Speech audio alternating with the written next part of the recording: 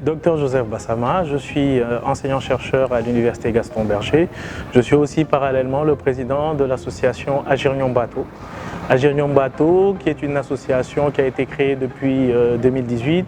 et qui a pour objectif principal de véritablement accompagner les initiatives locales, principalement auprès des jeunes, auprès de la formation et dans le domaine de l'agriculture. L'association a monté un centre qui s'appelle le Centre agricole pour l'initiative rurale,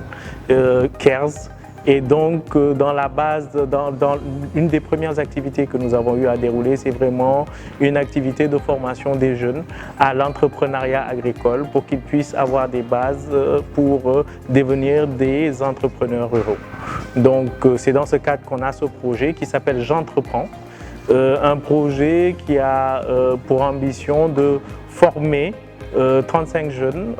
sur un certificat de spécialité en tant que chef d'exploitation agricole. La deuxième approche, c'est d'accompagner des jeunes qui sont déjà installés dans des activités d'entrepreneurs ruraux pour faire en sorte de pouvoir leur donner un petit boost et leur permettre de passer un cap dans leur projet d'entrepreneuriat. La troisième étape aussi, c'est de mettre en relation ces jeunes avec des structures locales ou internationales de financement qui vont leur permettre d'avoir un levier pour pouvoir réaliser et aller plus loin dans le développement de leurs activités agricoles. Astrid Babin et je suis chargée de mission société civile et volontariat au sein du service de coopération de l'ambassade de France à Dakar. Nous, on voit vraiment l'accompagnement à l'entrepreneuriat par l'accompagnement à la jeunesse. Ce sont vraiment deux choses qui ne sont pas dissociables pour nous. Et d'ailleurs, nous avons, vous le savez certainement, un réseau d'alliances françaises au Sénégal et d'ailleurs aussi en Gambie. Et dans chacune de ces alliances françaises, donc à Saint-Louis, à Ziguinchor, à Kaolack et même voilà, à Banjul et à Dakar, il y a un incubateur qui permet en fait à des jeunes Sénégalais de monter leur projet entrepreneurial et d'être accompagnés dans ce projet-là. Voilà, c'est un des projets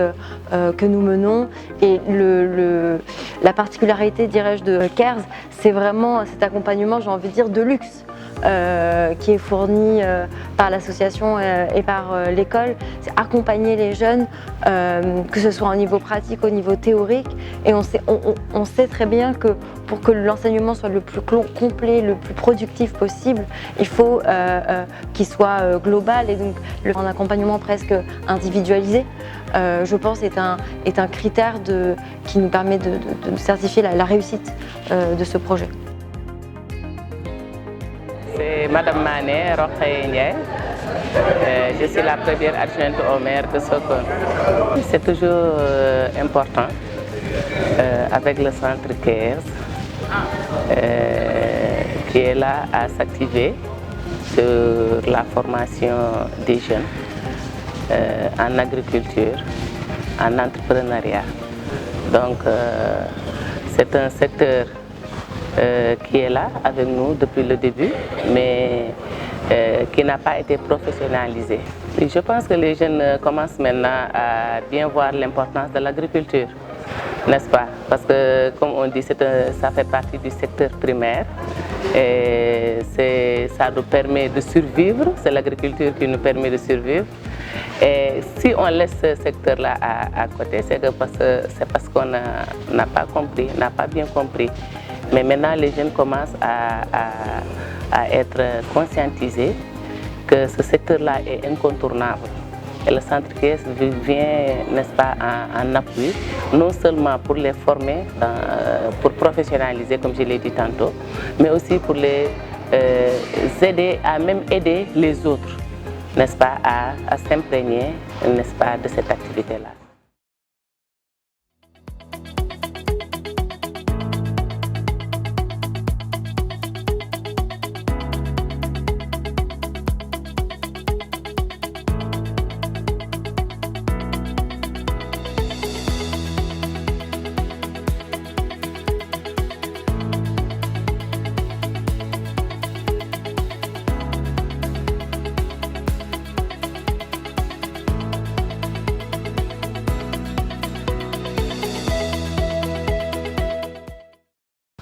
Je me nomme Rocky Seth.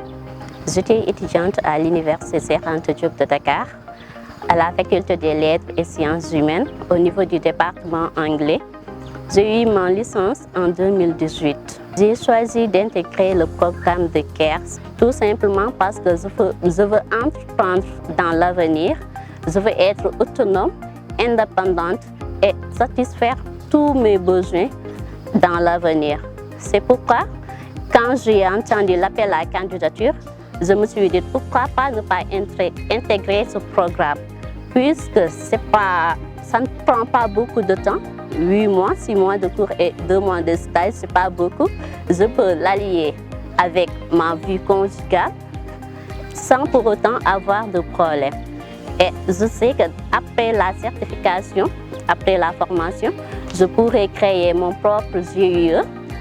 employer des femmes qui seront dans le besoin comme moi. Man maa ngi tudd Mohamed Ndiaye, maa ngi dëkk fii Kaolack. Bon, je suis un fils de agriculteur. Sama papa béykat la. Mun naa wax samay maam aussi béykat nañ. Après terminal bi dama décidé woon dellu ci dans les champs pour continuer lu sama baay ak sama maam commencé woon. Léegi ba ma demee ma xool situation bi gis ne agriculture jamono yi laaj na formation bu bëri sax ndaxte jamono yi technique nañu wax mënoo jóg rek ne damay béy ndaxte gis nañ agriculture traditionnelle bi ñu mu différencier ak agriculture koo xam ne daf koo jàng technique la ndaxte rentabilité bi sax bokkut. C'est pour cela moo ma poussé ma lancé wu dans le domaine technique moo taxoon ma dem defi formation en machinisme agricole ndaxte j'ai mon BT en machinisme agricole. ndaxte lu moo waral ma ñëw ci programme bi KERS ndaxte ba ma paree domaine machinisme agricole mënoon naa dem directement dans les champs wala ma dem côté emploi dem liggéey ji mais dama décidé ndaxte comme ni ma ko waxee sànq rek béy moom da di lu xam ne dañ ko war a jàng lu ñu war a maîtriser moo waral ma ñëw ci formation bi xam ne dañ ma ko doon wax tout le temps ma ne bés bu ma paree sama formation machinisme bu ma amee opportunité ñëw ci formation KERS bi duré 8 mois 6 mois de formation et 2 mois de stage moo waral ma ne xaaral ma ñëw fii gën a yokk sama xam-xam ndaxte fii dégg naa yu ñu fiy def ndaxte xam naa ñu xam ne génn nañ fi dañoo qualifié am nañ beaucoup d'expérience et que loolu laa gis man naw leen moo tax man xaar mu ñëw ci formation bi pour mun man tamit de ma part ma mun a gën a am compétence pour mun a dérouler sama formation ndaxte fii day aussi tam dañ lay jàngal entrepreneuriat comme ni ngay war a gérer sa entreprise ëllëg te man rêvé naa un jour ma am sama entreprise bu mag kon donc c'est yoon la aussi tamit nga jàngi na ñuy gérer entreprise te fii dañuy jàngale loolu yëpp moo tax ma ne pourquoi pas ma ñëw fii ak ak diire bu munti am ma ñëw ñafante ko fii pour mun koo am mun gën a ëllëg bu mbës mu amee sa entreprise ba mun koo gérer. Voilà, salaamaaleykum maa ngi tudd El Hadj Mokhtar Tounkara nekk spécialiste horticole nekk fondateur de l'entreprise Tounkara Agro Production mu nekk entreprise boo xamante ni dañ ci def lépp li nga xamante ni culture maraîchère la ak fruitier ñu créé que depuis 2021 à la sortie de la formation fii ci centre KERS bi ñu ngi nekk à la 3e année ñu nekkoon vraiment kenn kese ci liggéey bi mais actuellement Dieu merci ñu ngi commencé di employer ñenn programme bi nu ñu ci bénéficié wu mooy man en 2018 la bàyyi école j'étais étudiant ba ma décidé nekk ci milieu bi ma bàyyi lépp dugg ci milieu bi mais avant formation bi maa ngi woon ci benn village bu ñuy wax Kër Gadji foo laa nekk fa def une année en 2019 centre bi boobu nekkagul centre benn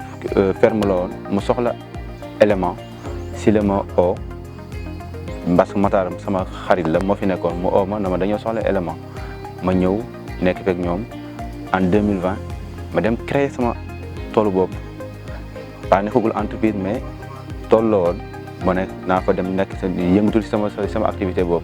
par la suite lañ lancé seen formation yi ma ne pourquoi pas ma formaliser si sama expérience comme déjà am naa expérience mais amaguma benn papier bi montré ne man je suis spécialiste je suis technicien et tant d'autres ma ne naa si ñëw bénéficier aussi daa ñëw inscrire wu ja fekk ñu jël ma bokk si ñi nga xamante ñoom la ñu war a former voilà. Mais nag sant yàlla aussi impact bi mu am si man mooy que ne yokku na sama expérience sama connaissance ci domaine bi xamoon naa si avant may ñëw foofu mais yokku na lu bëri si man bañ fi jógee ko aussi ñu gunge ñu ba ñu mën a mettre en place suñu entreprise. loolu moo nekk historique wu suñu parcours si activité bi. voilà ñi nga xamante ni tout jeune man je dis que tout jeune am na domaine agriculture domaine élevage yeneen domaine yu ne jeunes yi war nañu s'adonner vers l'entrepreneuriat parce que mooy li nga xamante ni jeune bu nekk su si nekkee dina si gis boppam te gëm ko te ñun dañoo war a nekk fierté Sénégal war a nekk fierté Afrique kon waruñoo nangu di jógee ko fii di dem beneen réew ngir lan bu juste pour liggéey mais dañoo war a nekk toog fii xam ne war nañu mën a toog fii tekki fi. Je lance un message à la jeunesse sénégalaise lépp lu ñu mën a uti fële suñu toogee fii gëm ko war nañ ko mën a am c'est juste suñu amee patience suñu amee courage ñu bañ a déglu ñi nga xamante ni ñoo nekk ci aile yi juste ñu gëm ne suñu objectif c'est d'avoir ça suñu gëmee ne suñu objectif lii dafa ñu gëm ne dañ ko war a mën a jëli dañ ko jëli man loolu laa gëm te loolu lay wax ni bépp jeune war na ko gëm di dem di ci ginnaaw nit yi di jaar gauche à droite pour am emploi. Je pense que mën na bañ a am surtout ñi nga xamante ñu ngi dëkkee milieu rural yi am espace war nañu mën a ñoom ñoo war a mën a employer waaye ñoom kenn waru leen mën a employer. Soo demee dans les pays yi nga xam ne comme États-Unis soo ne yow baykat nga yow tu es riche dina jàppee comme benn xamante ni au top mais Sénégal ngay toog ñu ne baykat nga ñu minimiser la. Pourquoi dañoo war a yee jeunes yi ñu xam ne métier bi du métier boo xamante ni ku kuñ la baykat nga rek ñu minimiser la non non non non dañu war a respecter. war leen jox seen gëdd aussi ñu war leen di jàppale dañ war a jàppale parce que jàppale bi doonu rek def formation bàyyi la def formation bàyyi la ñu war a accompagner parce que am nañ ay espace am nañ connaissance bi ce qui fait que ñoom dootuñu mën a jël gaal yi di dem parce que ku amul loo toogee fii aussi da ngay jël gaal dem donc jàppale bi dafa war ci jeunesse bi.